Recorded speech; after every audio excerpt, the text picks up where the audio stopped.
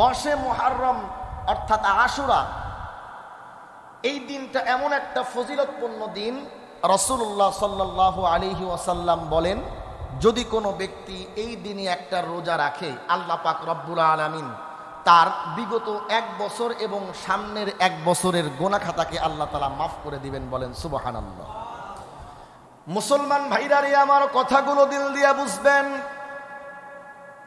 10 মুহররম তথা আশুরার এই রোজা সম্পর্কে রাসূলুল্লাহ সাল্লাল্লাহু আলাইহি ওয়াসাল্লাম হাদিসের মধ্যে বর্ণনা দেন।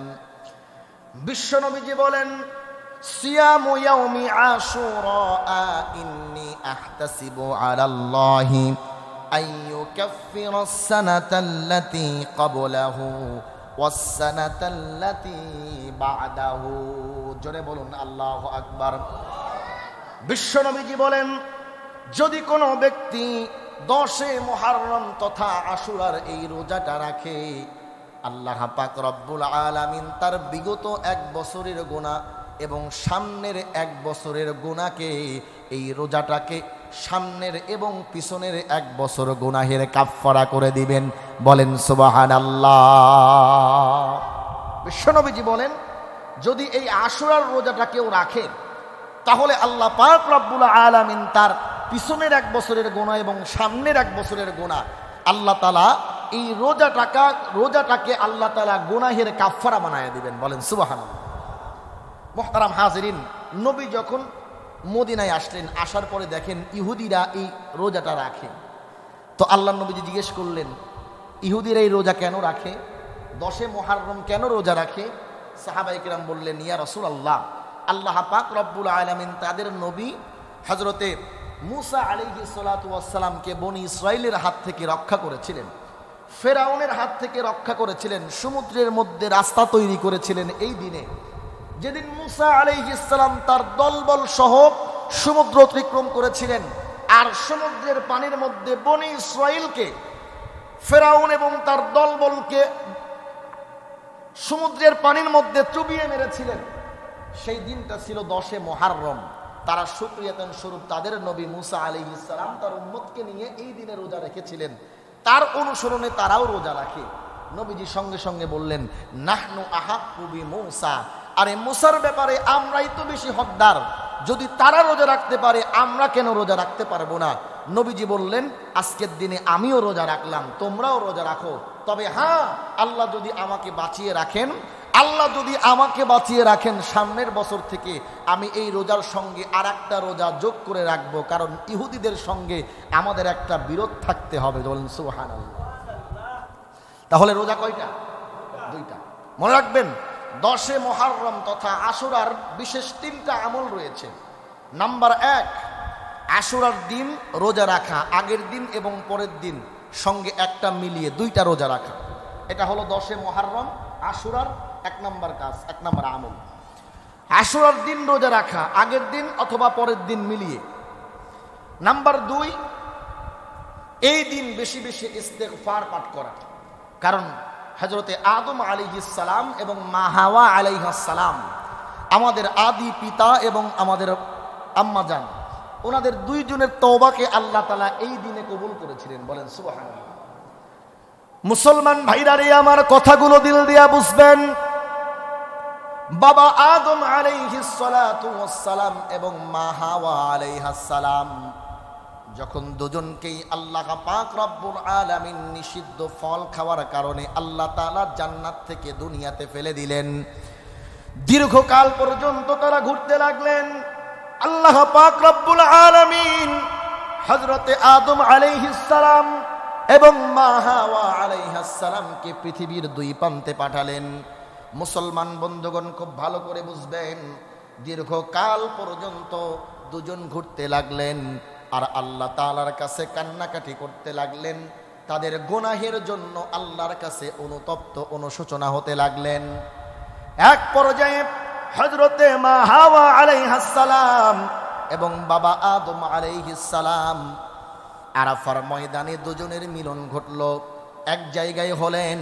আর আরাফার ময়দানে আল্লাহর কাছে তওবা করলেন, কান্নাকাটি করলেন। আল্লাহ পাক রব্বুল আলামিন দুজনকেই ক্ষমা করে দিলেন। যেই দিন ক্ষমা করেছিলেন ওই দিনটা ছিল 10 মুহররম তথা আশুরার দিন। বলেন সুবহানাল্লাহ।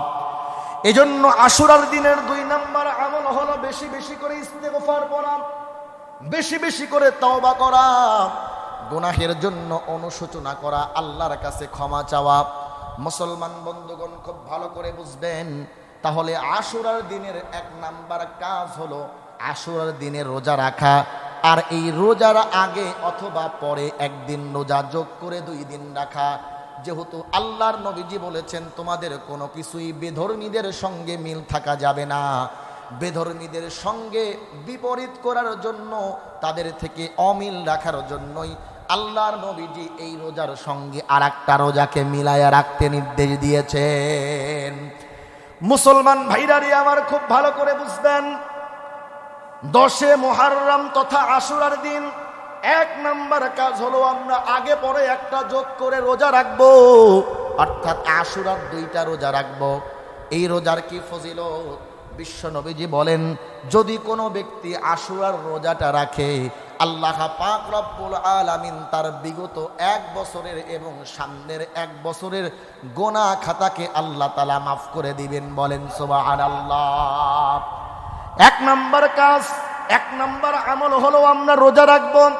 নাম্বার 2, এই দিনে আমরা বেশি বেশি করে ইস্তেগফার পাঠ করব, আল্লাহর কাছে তওবা করব, আমাদের গুনাহের জন্য আল্লাহর কাছে বেশি করে অনুশোচনা করব।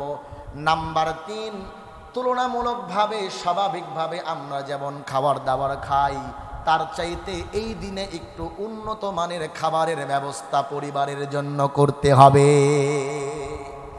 যেহেতু এই দিনটা বিজয়ের দিন, হযরতে মূসা আলাইহিস সালামকে আল্লাহ তাআলা বিজয় দান করলেন, হযরতে আদম আলাইহিস সালাম এবং মা হাওয়া আলাইহিস সালামের তওবাকে আল্লাহ তাআলা এই দিনে কবুল করলেন। এরপরে হযরতে নূহ আলাইহিস সালাম, আল্লাহ তাআলা যখন প্লাবন দিয়ে তার কওমকে ডুবিয়ে দিলেন, নূহ আলাইহিস সালাম তার সাথী সঙ্গীদেরকে নিয়ে তার নৌকার মধ্যে উঠলেন। আল্লাহ তাআলা এই দিনে সেই নৌকাকে জুদি পর্বতে আল্লাহ তাআলা ভিড়িয়েছিলেন। সুবহানাল্লাহ বলেন। বাতাসে ঝড়ের মধ্যে নৌকায় গায়ে দৌড়াচ্ছে, গোটা পৃথিবী, তার গোটা রাজ্য ডুবে গিয়েছে, নৌকা ভাসতেছে, ভাসতে ভাসতে 10 মুহররম এই দিনে নূহ আলাইহিস সালামের কিস্তি জুদি পর্বতে এই দিনে ভিড়েছিল। সেই দিনটা হলো 10 মুহররম তথা আশুরার দিন। বলেন সুবহানাল্লাহ। আদম আলাইহিস সালাম এবং মা হাওয়া আলাইহিস সালামকে ক্ষমা করলেন। এটা খুশির বিষয় নাকি দুঃখের বিষয়? খুশির বিষয়। হযরতে নূহ আলাইহিস সালামের কিস্তিকে আল্লাহ তাআলা জুদি পর্বতে এই দিনে ফেরালেন। হযরতে মূসা আলাইহিস সালামকে ফেরাউনের হাত থেকে, কবল থেকে রক্ষা করলেন এই দিনে। এই দিনটা হলো বিজয়ের দিন। বলেন সুবহানাল্লাহ। যেহেতু আনন্দের দিন, বিজয়ের দিন, এজন্য মুহাক্কিক উলামায়ে কেরাম বলেন তুলনামূলকভাবে এই দিনে পরিবারের জন্য একটু ভালো খাবারের ব্যবস্থা করা। বলেন সুবহানাল্লাহ। তাহলে 10 মুহররম তথা আশুরার বিশেষ করে 3টা তাৎপর্য। নাম্বার 1, এই দিনে আমরা আগে পরে একটা যোগ করে 2টা রোজা রাখব। নাম্বার 2, এই দিনে আমরা বেশি বেশি করে ইস্তেগফার তওবা করব। নাম্বার 3, এই দিনে পরিবারের জন্য তুলনামূলক একটু ভালো খাবারের ব্যবস্থা করব। পারবো না ইনশাআল্লাহ? ইনশাআল্লাহ। আল্লাহ তাআলা কবুল করুন, বলেন আমিন। সম্মানিত উপস্থিতি, তাহলে 10 মুহররম অর্থাৎ আশুরার তাৎপর্য সম্পর্কে আমরা জানলাম। খুব ভালো করে বুঝবেন, রোজাটা এতটাই গুরুত্বপূর্ণ, ফজিলতপূর্ণ একটা রোজা। রমজানের রোজা ফরজ হওয়ার আগে মুসলমানের জন্য, ইমানদারের জন্য এই রোজাটা আল্লাহ তাআলা ফরজ করেছিলেন। সুবহানাল্লাহ বলেন।